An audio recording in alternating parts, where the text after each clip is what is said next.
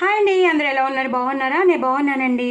ఇవాళ మీ మీ అందరి కోసం నేను ములక్కాడ కూర తీసుకొచ్చాను. ములక్కాడ ఇలాగే చిన్నగా చేసుకోవాలి.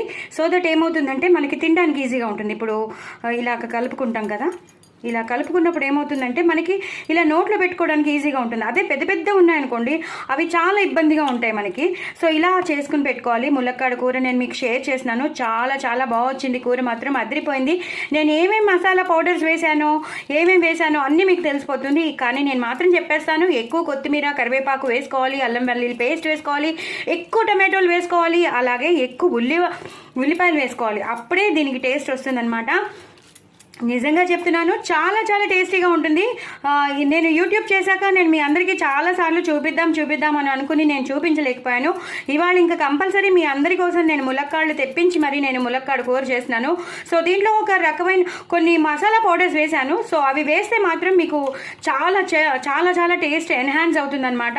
సో డూ ట్రై ఇట్ అండి. ఈ కూర మాత్రం అస్సలు మీరు వదలొద్దు. చాలా చాలా టేస్టీగా ఉంటుంది. ఇది బెస్ట్ ఆప్షన్ ఏంటంటే అన్నానికే, ఎందుకంటే మనం ఇది చపాతీలో తినొచ్చు. ఈ గ్రేవీ అనేది చపాతీలో తినొచ్చు.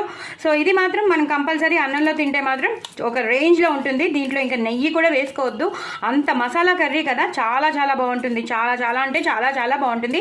అలాగే గోంగూర పచ్చడి అంటే నాకు చాలా ఇష్టం. గోంగూర పచ్చడి అంటే ఎవరికి ఇష్టం లేదు? అందరికీ ఇష్టమే. గోంగూర పచ్చడి ఉంటే అసలు ఏది అక్కర్లేదు. సో అదొక్కటి ఉంటే 2 సార్లు అన్నం కలిపేసుకుని తినేయచ్చు కడుపు నిండా. దాని తర్వాత ఏ మజ్జిగనో పరిగనో తినేయచ్చు.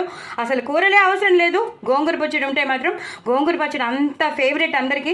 నాకైతే చాలా చాలా చాలా చాలా చాలా ఫేవరెట్. నేను చాలా మా అమ్మగారు చేసినట్టు నేను చేశాను. సో దీని రెసిపీ కూడా నేను మీకు షేర్ చేసినాను. తప్పకుండా చూడండి, చేసుకోండి. ఉల్లిపాయలు లేని ఎలాగా గోంగూర పచ్చడి అంటేనే ఉల్లిపాయలు. సో ఇలా నేను ఉల్లిపాయలు తరిగి పెట్టుకున్నాను. అన్నం కలిపేసుకుంటాను, ఉల్లిపాయలతో నంచుకొని తినేస్తాను. గోంగూర పచ్చడి అద్దరిపోతుంది. ఎంత బాగుంటుందంటే అంత బాగుంటుంది. నేను ఒక్క చుక్క నీరు కూడా వేయకుండా నేను ఎలా చేశానో మీరు చూడండి. చక్కగా అంత బాగా ఉంటుంది. ఫ్రిడ్జ్లో పెట్టేసుకోండి. ఎప్పుడంటే అప్పుడు గోంగూర పచ్చడి తీసుకోవడం, తినేయడం అంత బాగుంటుంది. అలాగే గోంగూర ఎలా నిలవ ఎలా చేసుకోవాలో కూడా నేను మీకు చెప్పేశాను. సో అది కూడా చూడండి. చాలా చాలా చాలా టేస్టీగా ఉండే ములక్కాడ కర్రీ. నా ఛానల్ని మాత్రం సబ్స్క్రైబ్ చేసుకోండి, సపోర్ట్ చేయండి. ఎంతో ఎంతో టేస్టీ అయిన ములక్కాడ కర్రీ ఎంత బాగుందో, నోరు ఊరిపోతుంది నాకు. ఈ అన్నం అంతా దీంట్లోనే అయిపోతుంది, ఇంకా వేరే ఐటెం తినక్కర్లేదు. ములక్కాడలు చూసారా ఎంతో సాఫ్ట్గా ఉడికిపోయాయి.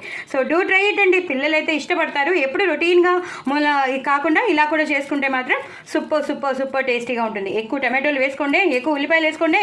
నేను చెప్పినట్టు అన్ని మసాలా పౌడర్స్ వేసుకోండి. మరి ఇంకెందుకు ఆలస్యం? చేసుకోండి, తినండి, ఎంజాయ్ చేయండి. వ్యూస్ పెంచండి, ప్లీజ్ ప్లీజ్ ప్లీజ్. వ్యూస్ పెంచండి, సబ్స్క్రైబర్స్ని పెంచండి. పక్కనున్న గంట సింబల్